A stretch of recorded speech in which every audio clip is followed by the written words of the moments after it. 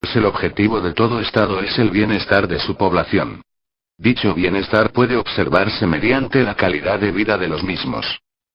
En esta actual era, donde prima la globalización como el principal eje de las actividades económicas, sociales y políticas, la competitividad internacional resulta ser la principal regla del juego de esta actual era. Pero la principal competencia, que es el soporte de todas ellas, es la competencia económica. Explica los factores que determinan la competitividad de un país. Asimismo se mostrará una intrínseca necesidad de considerar en dicho modelo, el impacto de la equidad y la sostenibilidad ambiental, sobre los resultados finales de la calidad de vida de una sociedad en su conjunto. Dicho modelo establece como fin último, la calidad de vida del país. La calidad de vida está en función de tres grandes variables: la competitividad, la equidad, y la sostenibilidad. Pero la competitividad es la única variable que garantiza que la calidad de vida sea prolongada a lo largo del tiempo, pues de ella permitirá las bases para una mejor distribución de la riqueza del país. En este esquema observamos que los resultados de una mejor competitividad generarán mayores niveles de producción, mayores niveles de empleo, generando pleno empleo en el país, y crecimiento de las exportaciones tradicionales y no tradicionales. Por otra parte, mejores niveles de competitividad generarán mayores ingresos en las familias, mayores utilidades empresariales y mayores ingresos fiscales. Estos resultados, generados por la competitividad internacional, permitirán que la sociedad tenga mejores niveles de la calidad de vida. Depende de dos grandes factores: la adoptación de factores, y la eficiencia social. La adoptación de factores, es el conjunto de recursos y capacidades que tiene un país, expresado en capital natural y capital producido respectivamente. El capital natural se puede traducir como los recursos expresados en ubicación geográfica, configuración geográfica y recursos naturales. La ubicación geográfica se puede considerar como uno de los principales factores de decisiones de la política exterior de un país. Es decir, también lo es los recursos naturales y la configuración geográfica. Por ejemplo, la política exterior de un país rico en petróleo es diferente que la de un país que no tiene muchos minerales pero que está ubicado en una situación favorable, respecto a los centros de comercio importantes.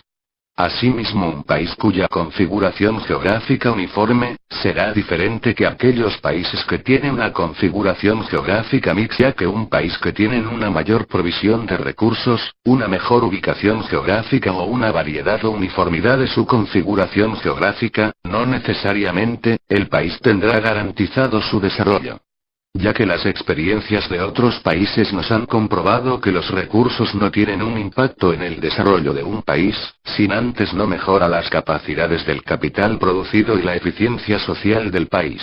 El segundo factor que determina la adoptación de factores es el capital producido generado por el capital humano, y el capital físico.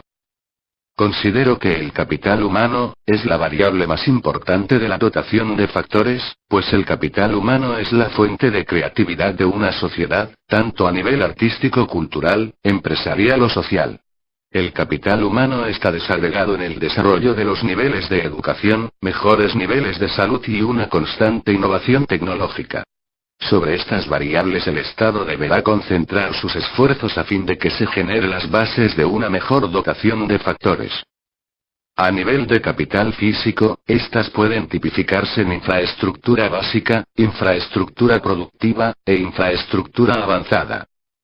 Muchos países en Latinoamérica presentan déficit de infraestructura básica. Para ello el Estado debe promover la generación de proyectos básicos como carreteras, aeropuertos, telecomunicaciones, agua, electricidad y energía, a fin de que todas las ciudades y comunidades cuenten con estos recursos para facilitar el fortalecimiento de sus cadenas productivas. La modernización de la infraestructura productiva puede entenderse como la facilidad que tiene el sector industrial de consolidar su competitividad frente a otras industrias en el mundo. Es decir, todo Estado debe identificar y cuantificar su déficit de infraestructura productiva frente a otros países que compiten por un mismo mercado. con la finalidad de conocer qué tipos de proyectos deberán promover, para que las industrias residentes en el país puedan tener las mismas o mejores herramientas de competencia. Por otro lado, podemos observar en el segundo bloque, que el segundo factor determinante, y la más importante, debido a su rápido impacto en la competitividad, es la eficiencia social. Esta eficiencia social es el resultado de una adecuada eficiencia macroeconómica y microeconómica. Este factor es considerado como la parte más importante para generar el clima adecuado para tener los mejores niveles de competitividad internacional. Un adecuado marco institucional corresponde a un sistema jurídico que garantice la sostenibilidad de las operaciones empresariales, los derechos de propiedad y la imparcialidad en las condenas de lucha contra la corrupción. Asimismo, las instituciones públicas deberán ofrecer los mejores servicios mediante el cumplimiento de las normativas y el cumplimiento de los planes de desarrollo concertado de las localidades. Finalmente, el capital social, son las capacidades de los grupos colectivos para generar su propia autosinergia. Es decir, una cooperación mutua para aprovechar las oportunidades surgidas por sus organizaciones, promovido por la confianza mutua, las normas efectivas y las redes sociales. Ahora bien, el segundo factor que determina la eficiencia macroeconómica, es la correcta gestión de las políticas económicas, como las políticas fiscales, monetarias y comerciales.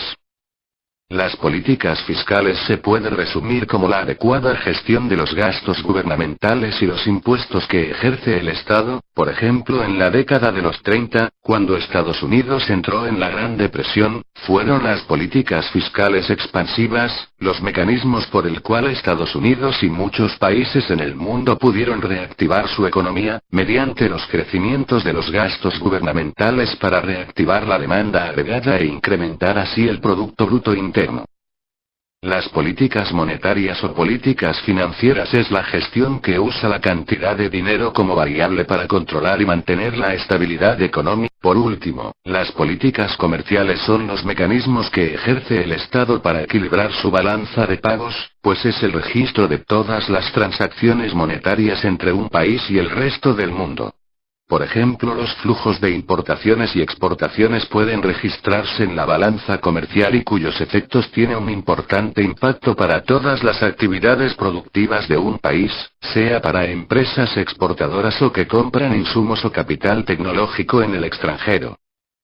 Finalmente, el segundo factor que determina la eficiencia social, es la eficiencia microeconómica. ¿Cuáles son las variables que determinan la competitividad de un país? Pasamos a un par de factores que son también importantes, porque de ellas generan las bases de la licencia social y la sostenibilidad de las actividades productivas del país. La equidad puede entenderse como la adecuada distribución de los recursos que ejerce el Estado para el beneficio de su población menos favorecida. Para ello el Estado debe aplicar políticas que puedan reducir los niveles de pobreza, niveles de desigualdad de infraestructura social. En la parte derecha podemos observar la sostenibilidad. La sostenibilidad explica el adecuado uso racional de los recursos naturales no renovables del país, velando por una mejor calidad de suelo, calidad de agua y calidad de aire. En este modelo conceptual de desarrollo, debemos anotar que el Estado no es el único responsable de la calidad de vida de su población, sino que, necesariamente deberá contar con los compromisos del sector privado y la sociedad civil para que este modelo tenga el impacto que se espera lograr.